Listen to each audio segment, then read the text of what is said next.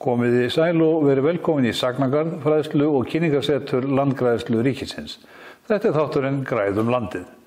Að þessu sinni verður haldið á Skeiðin og Sveinn Ingvarsson bóndi í Reykjahlíð tekinn tali og að sjálfsögðu ræddum við landgræðslu. En fyrst það ögn af sögulegum fróðleik. Byggð á Skeiðum stóð mikil ógn af Reykjasandi sem skammt frá Reykjahlíð. Og á Reykjasandi hófst landgræðsla á vegum ríkisins þann 8. júlí 1907. Í lok maí það ár fóru 2 menn frá Reykjavík með 2 hesta, kerru, nokkur verkfæri og grasfræ. Reykjasandur átti eftir að vera aðalstarfsvæði sandgræðslunar í mörg ár. Til sandgræðslunar á Reykjasandi fékkst 100 króna styrkur frá Búnaðarfélagi Íslands og auk þess nokkrar krónur frá Árnessýslu og eigandanum að Reykjum og 50 krónur frá Skeiðarhreppi. Aðstoðarmenn, líklegu sveitinni, fengu 32 aura á tíman. Við nútímamenn eigum erfitt með að skilja hvernig í ósköpunum það gekk eftir að sá og girða með þeim tækjum sem þá voru til. Sandgræðslumenn hlóðu grjótgarða og urðu að flytja grjótið allangan veg. Einnig útbyggur þau færanlega timburgarða á sandinum sem mynduðu sandöldur. Fólk var alúlegt og hjálplegt en sandgræðslumenn fundu að heimamenn trúðu ekki á árangur af þessu starfi. Ég hitti Svein Ingvarsson við Reykjarétt daginn en við fórum víða land Reykjahlíðar í björtu vorveðri. Svein, það ekki land síðan að þessi rétt var endurbyggð. Hér hefur verið rétt í gegnum tíðina og þú sagði mér eitt sinn að hér í gamla daga hefði hún fyllst af sandi reglulega. Upphaflega var réttin byggð 1881 og hún endurbyggð 1981 á 100 ára, eða var endurvígð 1981 á 100 ára afmælinnar. Það er rétt að við erum staddir hér í austanverðum Sandfoss í Geira sem var hér stór vandamál á sínum tíma og það var ástandið var þá þannig að það sá ekki út úr augum fyrir sandróti og það var fyrsta verk bænda á hverju hausti fyrir fjallferð að koma hér og moka út úr dilkum til þess að þetta var að nýta réttina. Þannig ef við horfum tilbaka rösk 100 ár, þá var þetta umhverfi allt annað en það núna. Það er ansi ólíkt því sem við sjáum núna, já, það er ekki að neita því. Sandgræðsla ríkisins, hún hefur sína starfsemi hér árið 1907. Þá var Gunnlaugur Kristmundsson sem hafði þá verið erlendis í einhvers konar námi eða kynnti sér aðferðir til þess að vinna gegn sandfóti og var þá held ég á Joskuheiðunum í Danmörku.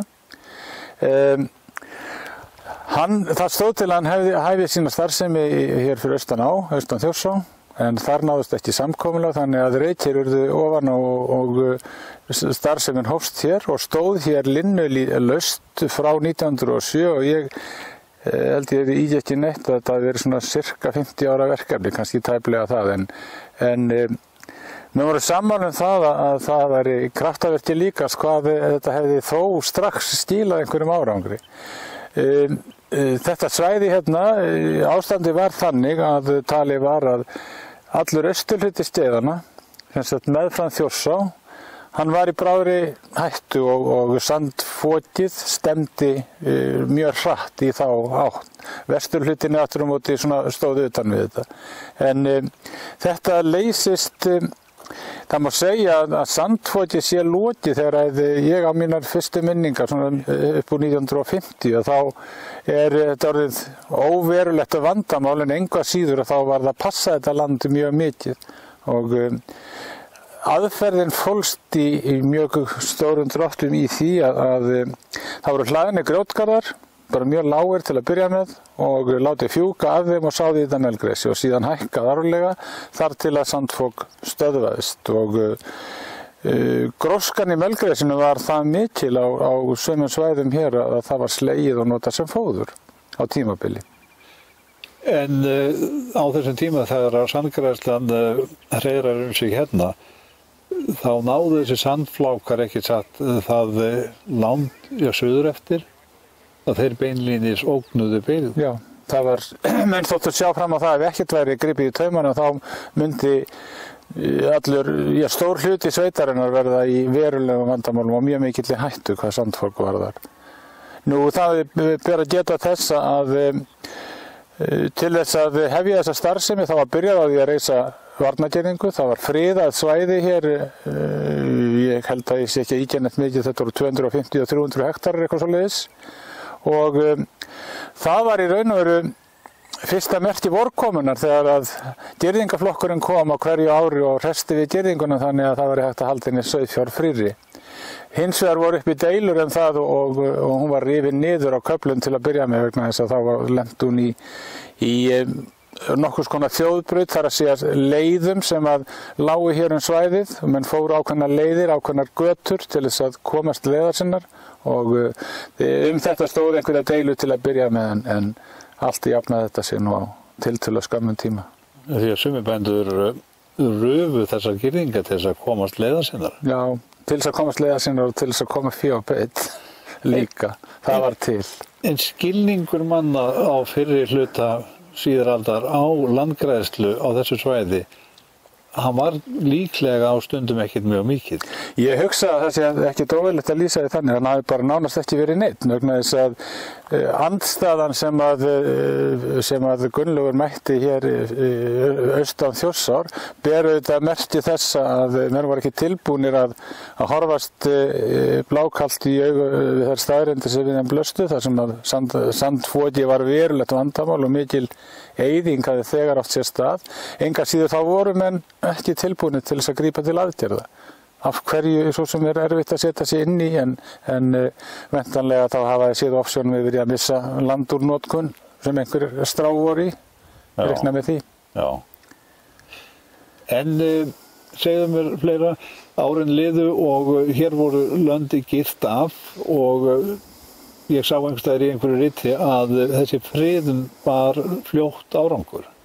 Hún bar mjög fljótt árangur og í raun og veru þá var þetta unnið þannig að þegar að svæði voru talin komin úr hættu þá var girðingin smá sem var minnkuð, þannig að ég hugsa að síðasta girðingin hafi verið í kannski svona 50 hektarar, 50-100 hektarar og hafi þá minnkað ríflega helming frá því sem upphaflega var og það er land sem að þá losnaði fór í almenna notkun. Hins vegar þá þurfti að hafa mjög miklar gætur á þessu landi vegna þess að það er fokudjamt og jarðvegurinn er laus í sér og komi einhver sár að þá eru þau fljóta að stækka.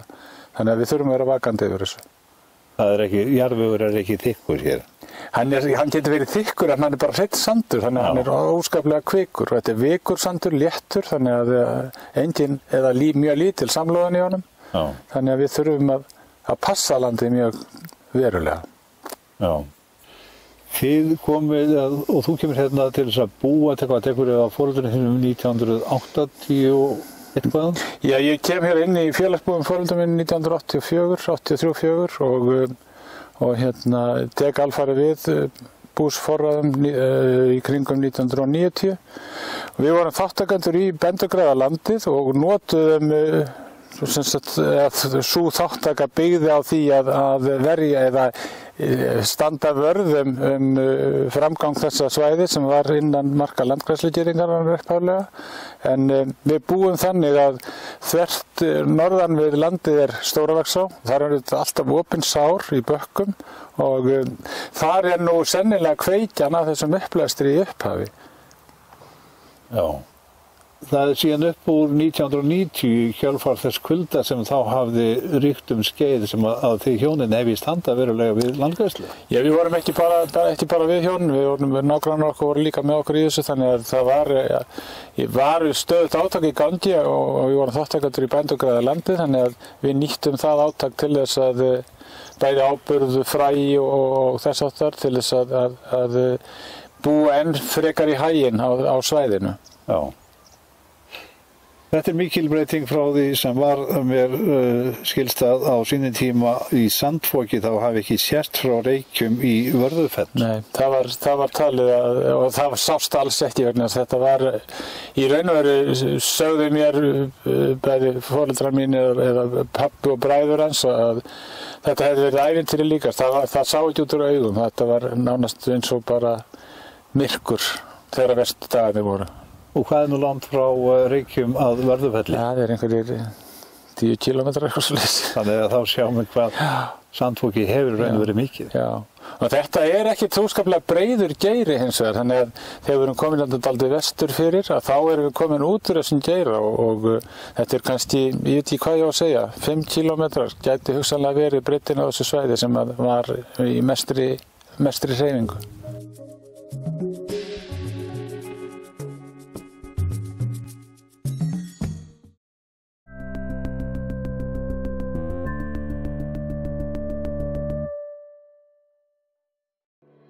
Fjöldi fyrirtækja velur Interflon smurefnin á hverjum degi. Vottuð smurefni fyrir matvælaframleiðslu. Hvaða dekk henta þér best? Fáðu ráðleggingar fagmann okkar við val á réttum dekkjum. Nesdekk Tangarhöfða, Grjóthálsi, Fiskislóð Granda, Lyngási Garðabæ og Njarðarbraut Reykjanesbæ.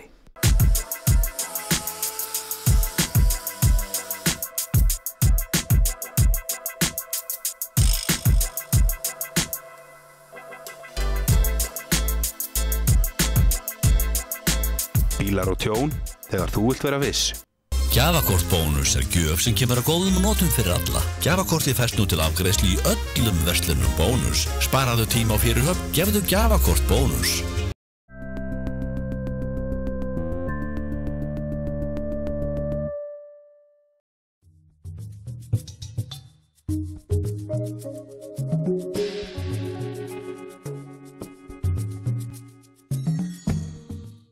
Ég ætla nú aðeins að lítast hérna í réttinni sem að fylltist á sandi reglulega og hvað var mokað út úr henni öll haust? Það var mokað út úr henni öll haust og keyrt á hestvökum í burtu. Hefur nokkuð að sé samt hérna á undanförnum áratugum? Nei, það hefur ekki verið undanfarin ár. Nei.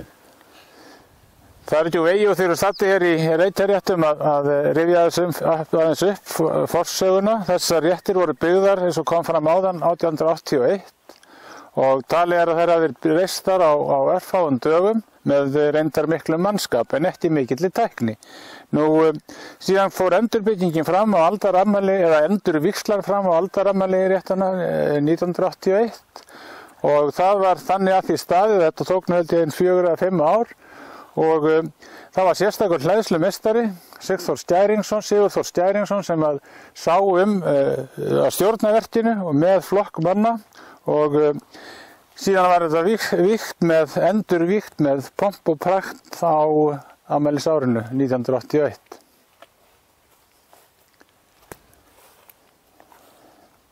En þessir menn sem að hér stóðu að verki, hvaðan tókuður grjótið í þetta? Grjótið endurnýtt, það var notað það sem var í réttanum áður, svona í stórum dráttum, en eitthvað var nú aðkeyrt og þá byggði það á því að sprengja hraunklappir hér fyrir vestan og flytja á staðinn. Við erum stödd hérna á svæði þar sem við sjáum hvers konar jarðveg að finna hér á þessum stað og hvers konar jarðvegur það sem að allir þessum vandamálum sem að uppblásturinn var.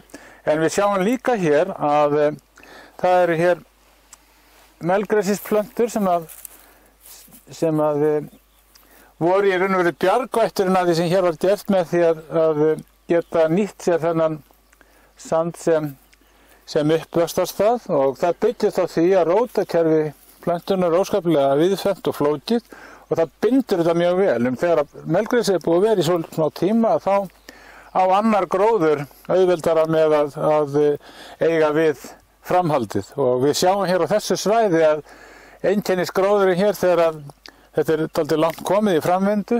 Það er svona lágvaxinn runnagróður sem að heldur þessu kjöru.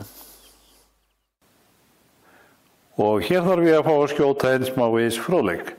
Það var haustið 2015 að ég tók meðfylgjandi mynd af Jóhanni Þórssyni, plöntuvistfræðingi og starfsmanni Landgræðslunnar í landi Reykjahlíðar. Við þetta tækifæri sagði Jóhann að of sjaldan veltu menn fyrir sér eiginleikum jarðvegsins sem eru afar mismunandi. Frjósöm mold, sagði Jóhann, forsenda þess að við séum með beitarþolið vistkerfi. Það ekki allt sem sýnist þegar horft yfir landið sem grætt var upp á Reykjum. Það lítur vissulega vel út, en undir örþunnri gróðurhulu sandur og hann á lítið skilt við frjósama mold. En auðvitað sendinjarðvegur ekki ónótæfur. Jóhann benti á að landið í kringum Gunnarsholt á Rangárvöllum sendið og þar hafa verið ræktaðir upp miklir akrar á tiltölulega skömmun tíma sem gefa vel af sér. Munurinn þar og á til dæmis Úthaga eins og Reykjum að í Gunnarsholti sífellt verið að bæta næringarefnum inn í kerfið með áburði. Þannig styttum okkur leið í endurheimtarstarfinu. En þetta kostnaðarsamt og ef landið gefur lítið af sér á hektara eins og beitiland gerir gjarna, þá þetta ekki fær leið. Í tilfelli Reykja og það sama gildir mörg önnur landsvæði þar sem að jarðvegur svipaður biðlund og friðun eina svarið. Mér langar til þess að vekja athygli á því að þetta svæði sem við erum búin að vera að skoða núna og orðið alveg sæmilega á veg komið hvað varðar stöðuleika. Við skulum átta okkur á því að það sem hér hefur verið gert hefur nánast megnið að verið unnið með berum höndum fyrir allmörgum tugum ára síðan. Fólk miklar oft fyrir sér vandamál eins og jarðvegseyðingu, en eigum ekki aðeins að hafa það í huga að með þeirri tækni sem við höfum í dag þá á nú ekki að alltaf vaxa okkur í augum. Þetta ætti að vera hægt að með tiltölulega auðveldum hætti að vinna bæði hraðar og betur að þessum málum. Já. Hvernig verið að fá flugvéla til þess að dreifa áburð á svona svæði? Það hefur aðeins verið reyndar ekki hér á þessu svæði, en það var reynt eftir einhvert Heklugosið að sá á ákveðna staði. Notkun flugvéla til þess að dreifa áburði jú afskaplega þægileg tækni, en það ekki góð nýting á áburðinum og við erum varið við það í smalamennskum að það mynduðust náttúrulega rákir þar sem áburðurinn lenti og þær rákir voru mjög oft afskaplega mikið nauðbyttnar vegna þess að þetta var mikið grænni og gróskumeiri gróður og að því leyti til þá hef ég trú á því að svona aðferði getur verið svolítið hæpnar. Því of mikið ánýðsla sem verður á þessum svæðum sem eru innan beitilandsins og það verður bara ofbyttið og getur stuðlað að eyðingu. En það land sem við erum staddir á núna, það má ekki segja þessi á milli Reykja og Vörðufells. Já. Skepnum beitt á þetta land? Ástandið í dag, allavega hjá okkur hér á þessu bíli og þessum bílum hérna þannig að skepnum nánast eingöngu beitt á ræktarland. Það nánast bara hægt að segja að það sé svo til engin beitt. Á þessum 3 bílum þá eru örfáar kindur hjá mér, innan við 20 kindur, ekkert á hinum bæjunum, en það svolítið af hrossum. Nautgripir ganga nánast eingöngu á ræktuðu landi. Þegar Gunnlaugur sandgræðslustjóri þávarandi fór hér á hestum í byrjun síðustu aldar, hvað heldur hann hafi séð?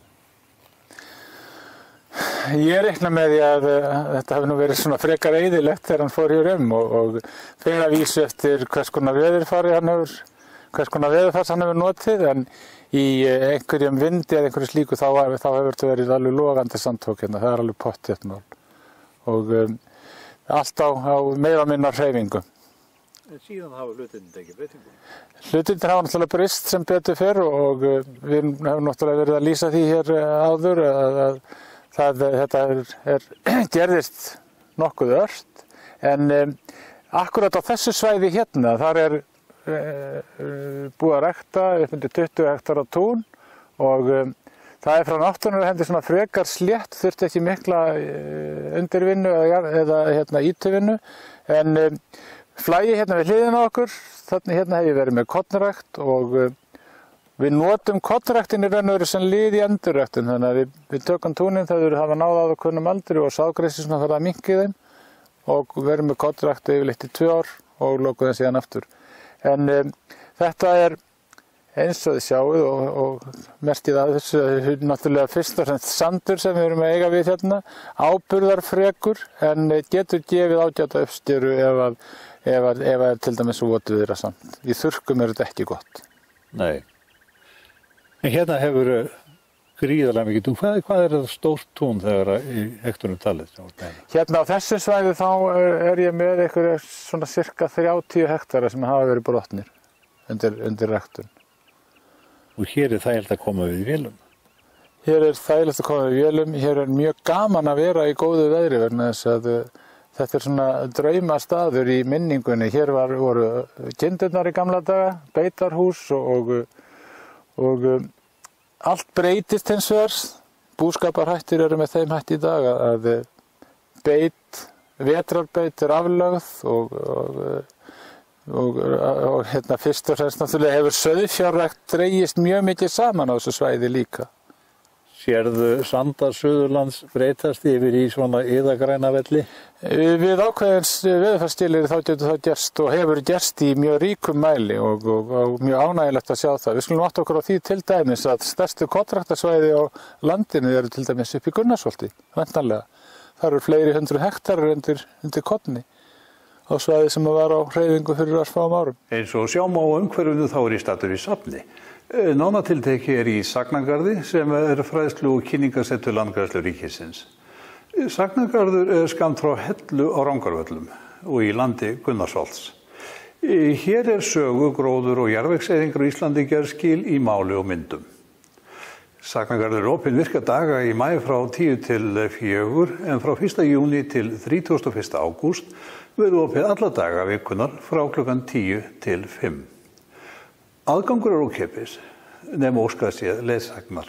Nánari upplýsingar slíkt má finna á heimasíðu Landgræðslunnar og veffangið land.is. Það vel þess virði að leggja leið sín í Sagnagarð og átta sig á sögu, gróður og jarðvegseyðingar á Íslandi. Þá þættinum lokið í dag. Í lokin skulum við minnast þess að það ekki nema 110 ár liðin frá því að Landgræðsla á vegum ríkisins hófst í landi Reykja á Skeiðum. 110 ár í sögu þjóðar ekki langur tími. Þó mikið hafi áunnist, þá skulum líka minnast þess að það mikið verk eftir. Góðar stundir.